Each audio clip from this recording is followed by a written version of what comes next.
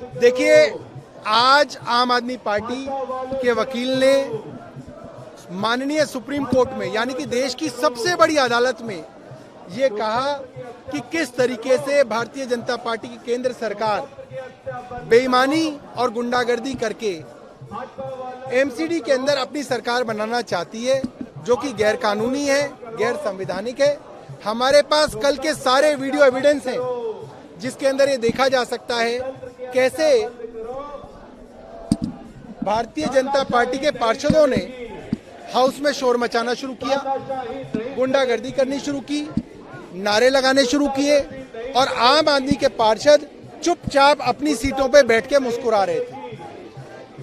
गुंडागर्दी भी वही करे, नारेबाजी भी भारतीय जनता पार्टी करे और उन्हीं की टेम्परेरी मेयर ने हाउस को स्थगित कर दिया। इसका मतलब ये पूरा का पूरा षड्यंत्र पहले से तय था।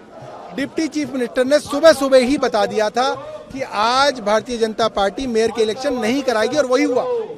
और उसका बड़ा सबूत यह है कि भारतीय जनता पार्टी के अपने सांसद, जो कि गौतम गंभीर कल नहीं थे, हंसराज हंस कल नहीं थे, ये जो मनोज तिवारी हैं ये कल नहीं थे। कहाँ थे भाई?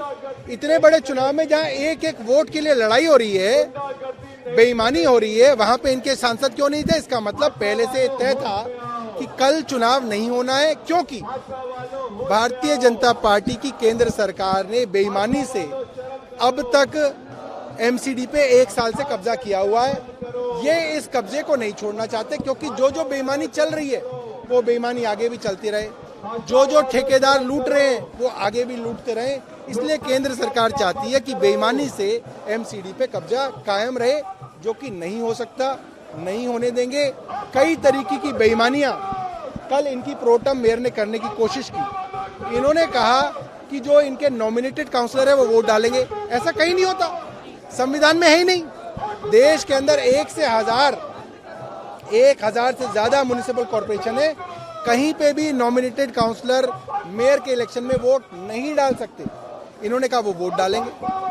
कहीं पे भी ऐसा नहीं होता कि तीनों इलेक्शन एक साथ कराए जाएं। इन्होंने कहा तीनों इलेक्शन एक साथ कराएं, क्योंकि इनके मन में बेईमानी है और इनकी सारी बेईमानी रिकॉर्ड पे है और इनकी बेईमानी को हम सुप्रीम कोर्ट के सामने रखेंगे। और अब हमें जो उम्मीद है वो सिर्फ सुप्रीम कोर्ट से ही है, क्योंकि दुनिया की सबसे बड़ी पार्टी की सबसे बड़ी केंद्र सरकार दुनिया की सबसे छोटी पार्टी को इस तरीके से कुचलना चाहती है। तो हम दुनिया की सबसे मजबूत जुडिशरी जो है उसके शरण में गए हैं और वहां से हमें न्याय मिलेगा।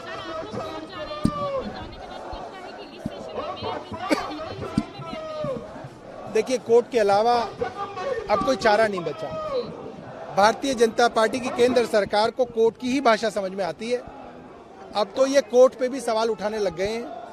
कोर्ट ने भी जब इनको धमकाया तो इन्होंने कोर्ट के अंदर जजों की नियुक्ति करी, वरना ये प्यार की भाषा तो अब कोर्ट की भी नहीं समझते हैं। तो हम तो बहुत छोटी पार्टी हैं, ये लोग अराजक लोग हैं, इनको कानून संविधान से कोई लेना देना नहीं है।